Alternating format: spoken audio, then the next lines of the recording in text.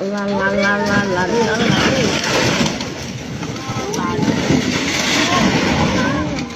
Tụi nó cứ để vô cho tao à.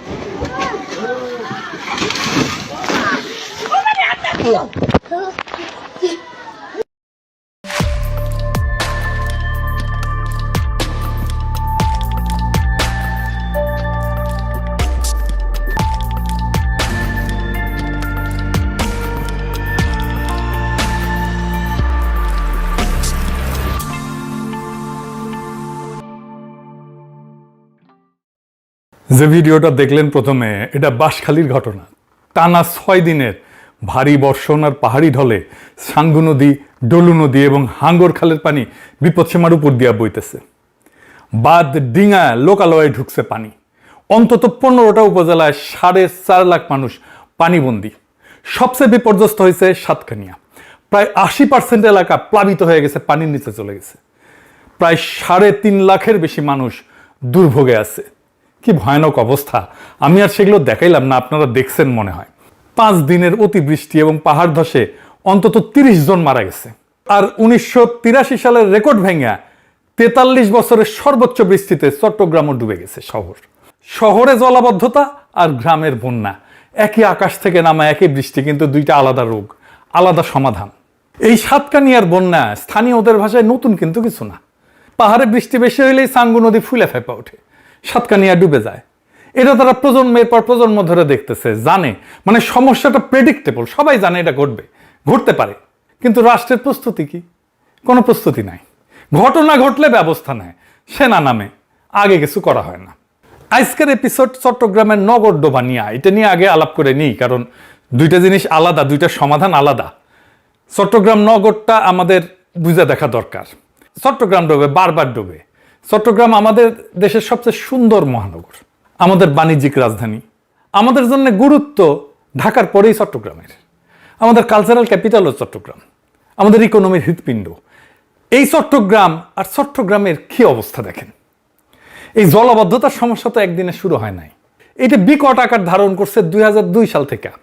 চট্টগ্রামের স্থানীয় এই সংবাদটা দেখেন, 2022 সালে প্রকাশিত। এডিটর সাহেব তারিখটা দেখান। তারা বলতেছে এই সমস্যা 2 দশকে প্রকট আকার ধারণ করেছে।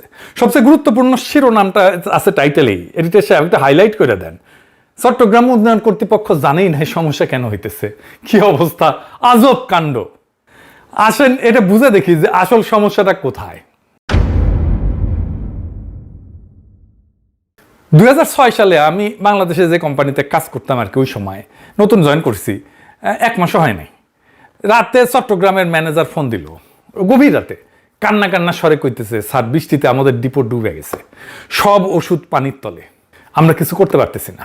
বুঝতে না বুঝতেই বন্যার মতো পানি এসে সব ডুবাই ফেলছে। কয়েক কোটি টাকার ওষুধ পানির নিচে। পরদিন অফিসে যায় খোঁজ নিলাম, বিড়ি গিচ্ছিরি অবস্থা।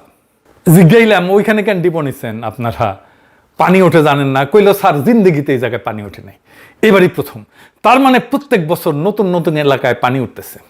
আমার ছোটবেলায় চট্টগ্রামে অনেক সময় ধরে থাকছি। আমার বড় মামা থাকতেন চট্টগ্রামে ইস্পাহানি বিল্ডিংয়ে। স্কুলে যখন ছুটির মৌসুম আসতো, গরমের ছুটি, রোজার ছুটি, তারপরে গরমের ছুটি, রোজার ছুটি, তারপরে এসএসসি পরীক্ষার ছুটি, তখন যাইতাম চট্টগ্রামে। পাশেই বড় বাটালি হিল, ছোট বাটালি হিল, দাপাদাপি করতাম। ইস্পাহানি বিল্ডিং এর পিছিয়ে একটা পেঁচানো লোহার সিঁড়ি আছে, এখন আছে কিনা জানি না। নিচতলায় মেজর রফিক থাকতো, মানে আওয়ামী লীগের স্বরাষ্ট্রমন্ত্রী হয়েছিল। আমি এখনো স্বপ্নে মাঝে মাঝে ইস্পাহানি বিল্ডিং এর পাশের রাস্তাটা দেখি।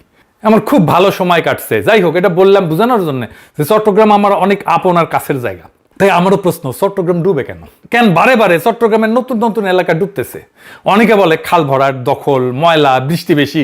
ঠিক আছে, সব সত্য, কিন্তু এই উত্তরগুলা একটা জিনিস লুকায় রাখে। এগুলো লক্ষণ, রোগ না। কারণ এই একই শহরে 10,500 কোটি টাকা ঢালা হয়েছে গত 10 বছরে। খাল খোঁড়া হয়েছে, গেট বসানো হয়েছে, বিদেশি কনসালটেন্ট আসছে, মাস্টার প্ল্যান হয়েছে, কাম হয়েছে লবডঙ্কা। এরপরে এক পশলা বৃষ্টি হয়, মুরাদপুর বেঁচে যায়। তাহলে সমস্যাটা তো টাকার না, বুদ্ধিরও না। এত ইঞ্জিনিয়ার, এত পরিকল্পনাবিদ আছে, তাহলে সমস্যাটা কি? সমস্যার সমাধান করতে পারে না কেন? চট্টগ্রাম ডুবে কারণ রাষ্ট্র নিজেই শহরটাকে ভালো করে দেখতে পায় না। আর যেটুকু দেখে সেটা এক হাতে ধরতে পারে না, দায়িত্ব নিতে পারে না। এই কথাটার মানে কি, এটা একটু বুঝতেছি। আজকে এটা পুরো এপিসোড এটা নিয়ে আলোচনা করব। চট্টগ্রামকে আলাদা করে আমাদের বুঝতে হবে। কেন? চট্টগ্রামের জলাবদ্ধতা আর ঢাকার জলাবদ্ধতা এক জিনিস না। ঢাকার সমস্যা মূলত ড্রেনেজের, পানি নামে না, ড্রেন বন্ধ। চট্টগ্রামের সমস্যা জল বিজ্ঞানের, হাইড্রোলজির। এই দুইটা পুরো আলাদা। চট্টগ্রাম বসে আছে তিনটা শক্তির টানাপোড়েনের মাঝখানে। উপরে পাহাড়, বৃষ্টি হইলে পানি নামায়, সাথে নামায় বালি মাটি যেটা খাল ভরাট করে ফেলে। নিচে কর্ণফুলী আর সাগর, জোয়ারের সময় পানি উল্টা শহরে ঢুকায় দেয়। আর মাঝখানে শহর, যেটা দুই চাপের মধ্যে স্যান্ডউইচ হয়েছে। এই জন্যে চট্টগ্রামে শুধু খাল খুললে হবে না, জোয়ারের সময় খালের মুখ বন্ধ রাখা, ভাটার সময় খোলা, এই কাজটা করার জন্য লাগে স্লুইস গেট, টাইডাল রেগুলেটর। প্রকৃতি এই শহরকে এমন একটা বিশেষত্ব দিচ্ছে যেখানে টাইমিংই সব। কখন পানি ছাড়বেন, কখন আটকাবেন, আপনাকে খেলতে হবে প্রকৃতির সাথে, তার ইচ্ছার সাথে মিশে থাকার তরিকা বুঝতে হবে। কিন্তু প্রকৃতির সাথে খেলাটা কঠিন, অসম্ভব না। নেদারল্যান্ডের অর্ধেক দেশ সমুদ্রের নিচে, ঠিক আছে না দেশটা, এই টাইডাল ম্যানেজমেন্ট দিয়ায়, তাইলে ওরা পারে, আমরা পারি না কেন? এইখানে প্রকৃতির খেলা আর রাষ্ট্রের কারিশমা। রাষ্ট্র পারে না, ওরা পারে, ওদের রাষ্ট্র পারে, আমাদের রাষ্ট্র পারে না। কেন পারে না? ওই যে কইছিলাম রাষ্ট্র যা দেখতে পায় না তা শাসন করতে পারে না। আর ধরেন আপনার বাসার সামনে নালাটা কার? সিটি কর্পোরেশনের, চিটাগাং উন্নয়ন কর্তৃপক্ষের, ওয়াসার, আপনি জানেন না। এবার এটাই মূল সমস্যার প্রথম সূত্র। যে কোনো রাষ্ট্র একটা জিনিস শাসন করতে পারে কেবল তখনই যখন সে জিনিসটাকে পরিষ্কার করে দেখতে পায়। কে মালিক, কার দায়িত্ব, সীমানা কোথায়, দখলটা কার। যে জিনিস রাষ্ট্রের চোখে ঝাপসা সেটা রাষ্ট্র নিয়ন্ত্রণ করতে পারে না, হালকার উপরে ঝাপসাইয়া যায়। এই ব্যাপারটা নিয়ে একজন চিন্তাবিদ আছেন, জেমস স্কট, রাষ্ট্রবিজ্ঞানের লোক। তার একটা কথা আসছে, রাষ্ট্র যা পড়তে পারে না তা শাসন করতে পারে না। ইংরেজিতে বলে লেজিবিলিটি, মানে পাঠযোগ্যতা। একটা জিনিস রাষ্ট্রের খাতায় স্পষ্ট করে লেখা না থাকলে কে মালিক, সীমানা কই, দায় কার, রাষ্ট্র সেই জিনিসটার উপর হাত রাখতেই পারে না। চট্টগ্রামের সমস্ত সমস্যা ঠিক এই জায়গাটায় বসে আছে, খাতায় ঝাকসা। তাই বাস্তবে এটা বেহাত হয়ে গেছে। এটা কেমন? চট্টগ্রামের 57টা খাল ঠিক এই ঝাপসা এলাকার মধ্যে পড়ে আর কি, হালকার উপরে ঝাপসা হয়ে গেছে। একটা খালের এক অংশ সিডিএ কাজ করে, চট্টগ্রাম উন্নয়ন কর্তৃপক্ষ, আর এক অংশে সিটি কর্পোরেশন কাজ করে। পানি প্রবাহের দায় আবার পানি উন্নয়ন বোর্ডের। আর নালার সংযোগ ওয়াসার। 4টা জায়গা, এক খাল 4 মালিক। আগে একটা সিনেমা ছিল, এক ফুল দো মালি, আর এই এক খাল তার মালিক 4টা। মানে আসলে কোনো মালিক নাই তো। আর যেখানে মালিকানাই ঝাপসা সেখানে দুইটা জিনিস অনিবার্যভাবে ঘটবে। এক নম্বর হইতেছে দখলদার ঢুকবে, কারণ দখলদার জানে যে খালের এই অংশটা কারো না। সে জানে তাকে থামানোর দায়িত্ব 4 জনের, মানে আসলে কারো না। চাকতাই খালের এক অংশ সিডিএর, আর এক অংশ সিটি কর্পোরেশনের। পানি প্রবাহের দায় হইতেছে পানি উন্নয়ন বোর্ডের। দখলদার এটা জানে, সে জানে এই জায়গাটা দখল করলে তাকে থামানোর দায়িত্ব 1 জনের না, 3-4 জনের।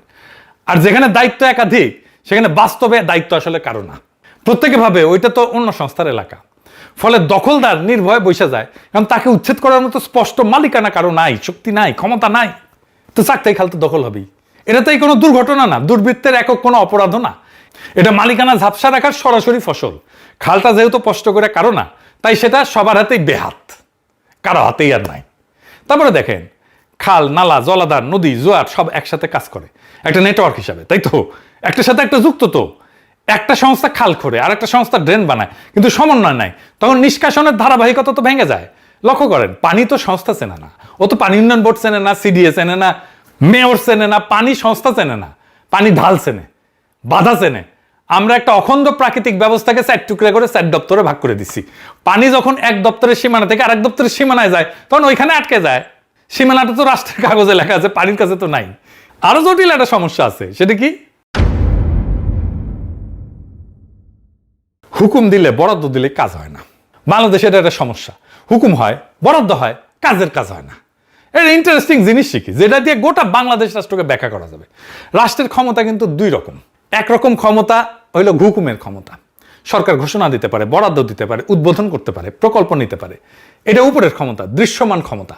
আর এক রকম ক্ষমতা হইল বাস্তবে ঢুকে কাজ করানোর ক্ষমতা, সমাজের রন্ধ্রে রন্ধ্রে ঢুকে আসল জিনিসটা ঘটানো। খালটা আসলে খনন হইল কিনা, গেটটা আসলে ঠিক মাপে বসলো কিনা, দখলদার আসলে উঠলো কিনা, এইটা হইতেছে আর এক ক্ষমতা। সমাজবিজ্ঞানী মাইকেল মান এই 2 ক্ষমতাকে আলাদা নাম দিচ্ছেন। উপরের হুকুমটাকে বলছেন ডেসপোটিক পাওয়ার, আর সমাজের রন্ধ্রে রন্ধ্রে ঢুকে বাস্তব কাজ করার ক্ষমতাটাকে বলছেন ইনফ্রাস্ট্রাকচারাল পাওয়ার।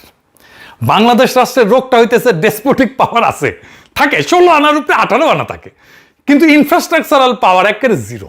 চট্টগ্রামের ট্র্যাজেডি হইলো এখানে যে ডেসপোটিক পাওয়ার একদম উপসে পড়তেছে। মানে হুকুমের ক্ষমতা আকাশ ছোঁয়া, আর দ্বিতীয় ক্ষমতা মানে বাস্তবায়নের ক্ষমতা, ইনস্টিটিউশনাল পাওয়ার, এটা শূন্য। প্রমাণ দিই এটা। দেখেন, কাগজে সিডি এর মূল প্রকল্পের অগ্রবর্তী 94.6%, মানে পুরাই হয়ে গেছে। 12 পারা খাল 95% এটা খনন হয়েছে। সড়ক প্রকল্প 93%, নথিপত্রে প্রায় শেষ। এটা হুকুমের ক্ষমতার ভাষা, কাগজের সাফল্য। এখন বাস্তবে দেখেন কি হয়েছে, 90% সম্পন্ন প্রকল্পে 14টা সুইচ গেট এখনো নির্মাণই হয় নাই। আর অনেক জায়গায় খালের ভিতরে বাধা দূর করা হয় নাই, ফলে পানি বাইরে হইতে পারতেছে না। এটা বুঝেন যে শেষ যে 10% আছে, 10%, ওটাই তো কাজের মুখটা। গেট যদি না থাকে, খালের বাকি 90% খাল খনন করে লাভটা কি বলেন তো? গলা টিপে রাখলে শরীর যতই সুস্থ হোক না কেন, স্বাস্থ্য আটকে যাবে, তাই না? আরো নির্মম প্রমাণ দেয়, ইঞ্জিনিয়াররা গেট বানানোর সময় সতর্ক করছিল যে ক্যাচমেন্ট এরিয়া, মানে যে পরিমাণে জায়গা থেকে পানি সে সংগ্রহ করে এই জায়গায় আনবে, সেই পানির সাথে এটা গেটটা, এই পানির তুলনায় গেটটা শুরু হয়ে গেছে, এটা চওড়া করতে হবে। শোনা হয় নাই, বেড়াতে পারবে না তো, উল্টা চওড়া খালকে গেটের মুখে যায় শুরু করে ফেলা হয়েছে। হুকুমের ক্ষমতা গেট বসাইছে, কিন্তু বাস্তবে কাজ করানোর ক্ষমতা, যেটা ইঞ্জিনিয়ারের পরামর্শ গেট চওড়া করা, এটা মানেই হয় না, শোনেই নাই। একটা খালের নিষ্কাশন ক্ষমতা তো একটা যৌথ সম্পদ, তাই না? এটা এমন একটা জিনিস যেটা থাকলে সবাই সুবিধা পায়। আপনি, আমি, দখলদার সবাই সুবিধা পায়, কিন্তু শহর সুখ না থাকলে সবারই লাভ। কিন্তু যৌথ সম্পদের একটা অভিশাপ আছে, কিন্তু এটা বুঝে দেখেন। ভাগের মা গঙ্গা পায় না, কথা আছে না? বাংলাদেশ তো আমাদের যৌথ সম্পদ, এটা কি আমরা আমাদের সম্পদের মতো করে হেফাজত করি না তো? যেহেতু সুবিধাটা সবার, যেহেতু রক্ষা করার দায়ও সবার, আর সবার দায় মানে কার্যত আসলে কারোই দায় না। দেখেন কিভাবে কাজ করে এটা।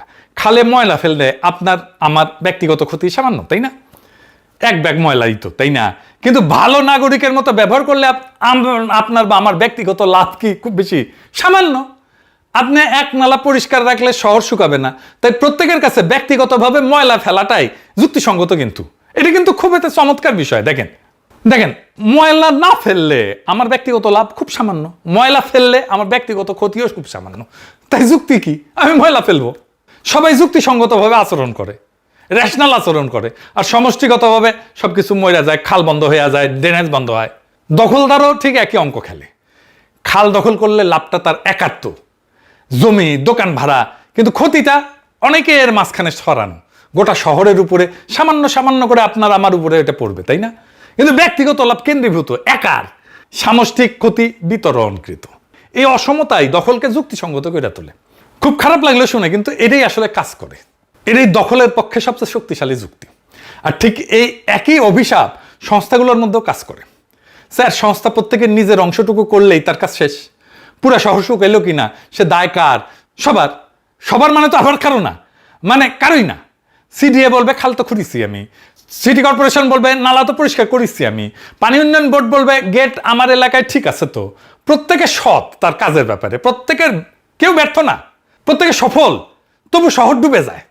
এটাই যৌথ সম্পদের ট্র্যাজেডি। যেখানে সবাই আলাদাভাবে ঠিক, সেখানে সম্মিলিতভাবে সবাই ভুল। এবং এই সমস্যার একটাই সমাধান আছে, সমাধান সম্ভব, কিন্তু একটাই সমাধান। কি সেটা?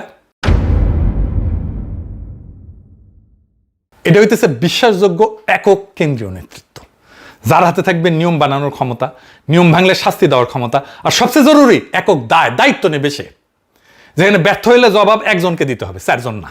প্রথমে বলছিলাম না যে রাষ্ট্র ঝাপসা জিনিস শাসন করতে পারে না। তাই প্রথম কাজ খালকে রাষ্ট্রের চোখে স্পষ্ট করা। প্রত্যেকটা খাল নালার একক নিঃসন্দেহ মালিকানা নিশ্চিত করতে হবে।